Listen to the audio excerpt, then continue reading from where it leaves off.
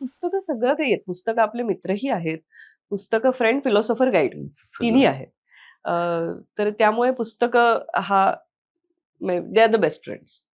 पुस्तकांविषयी आजही तुमचं कशी अटॅचमेंट आणि किती वाचन आणि कसं आहे? मला कारण असं वाटतं, की माझ्यासाठी जगण्याच्या ज्या गरजा असतात, त्यात जसं अन्न, वस्त्र, निवारा आहे, तशी चौथी गोष्ट पुस्तक आहे. पुस्तकाशिवाय जगूच शकत नाही. अ, माझ्या घरात मला सांगायला फार अभिमान वाटतो, की आज 1500हून अधिक पुस्तकं आहेत.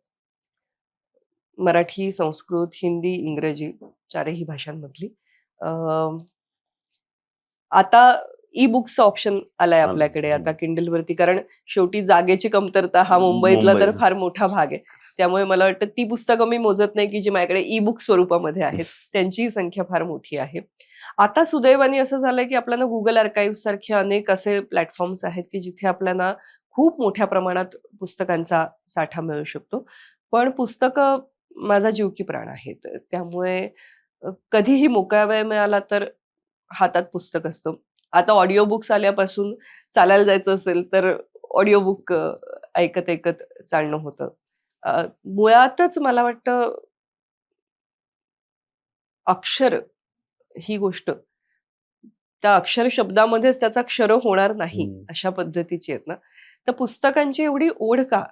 कारण हे जे काही आहे ते कुणीतरी लिहून ठेवलंय आणि तो आपल्यासाठीचा एक अनमोल ठेवा आहे. म्हणजे कुठलंही पुस्तक जगातलं आपल्याला काही ना काहीतरी नक्की सांगू शकतं. काही ना काहीतरी नक्की देऊ शकतं. मग तो विषय माझा असो, नसो, काहीही.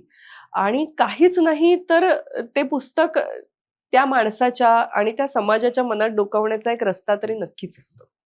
तर त्यामुळे मला पुस्तकं फार मोलाची वाटतात.